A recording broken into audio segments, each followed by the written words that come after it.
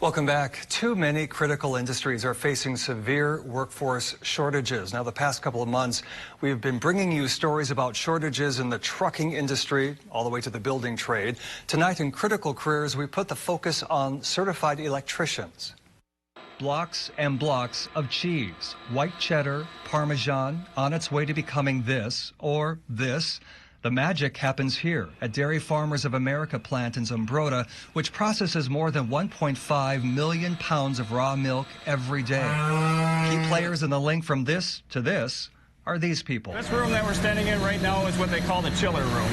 Derek Klein and Deanna Horniman have invested a lot of time in this room. There was probably about a good year of my life spent in this room. A maze of machinery supported by miles of electrical lines, all key to processing those millions of pounds of fresh milk. As a licensed journey worker electrician, Derek says it's work that comes with a lot of rewards. Every day that I went home, I could see the work that I did. I mean, it was instant gratification every day. Derek and Deanna work with a team of others from Knobelsdorff Enterprises in Goodhue that for decades has kept this facility online. Their job's just one of many in the field. So there are so many different paths you can take once you get a few years under your belt within any trade. We get to build and see some of the coolest stuff in the world. Carl Knobelsdorff chose the trades instead of college. When I was in school, it was college, college, college. If you weren't going to college, you weren't going to amount to anything. Well, Carl earned his journey worker license, his master's license a few years later, and now he's the big cheese, the president and CEO of Knobelsdorff, which currently employs more than 300 people with electric projects that extend nationwide. Sky's the limit. Whatever you put your mind to, you can do. But the industry is facing a big challenge. Many experienced electricians, the baby boomers, are now retiring, and not enough young people are choosing the trades. As a result, it's facing a serious shortage. We've been talking about it for about 2 decades now, and as we've grown, so has that concern.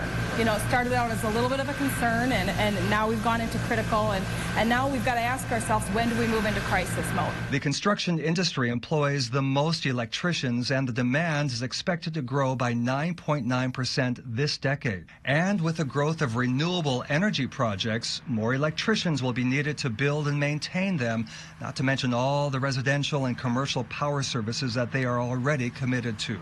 The good news, Knobelsdorff Enterprises, or KE, is being proactive, investing more than $500,000 into a program called Operation Trades Awareness.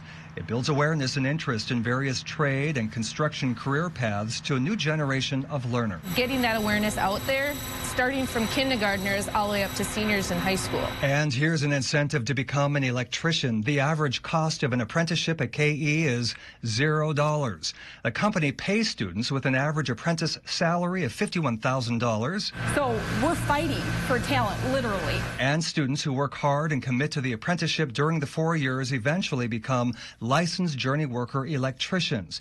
They make $70,000, $80,000, $90,000 and more a year with full benefits. There's a demand for good quality contractors and people that want to work, right? And the more I put into it, the more I got out of it, both in knowledge and pay. There's not too many career paths you can find that will get you where you want to go faster and allow you to have more fun. So in the state of Minnesota, electricians are required to work at a 1-to-2 ratio, meaning for every 2 apprentices, there has to be a licensed electrician or a journey worker. Well, Minnesota is the only state in the country that requires this. And you might be thinking it's for safety, and that's good, right? Well, not necessarily. Carl has a lot to say about this in the extended conversation with him. You can find that and more about the Operation Trades Awareness Program that they offer on our website in the extended interviews on KTTC.com. Just look under Critical Careers.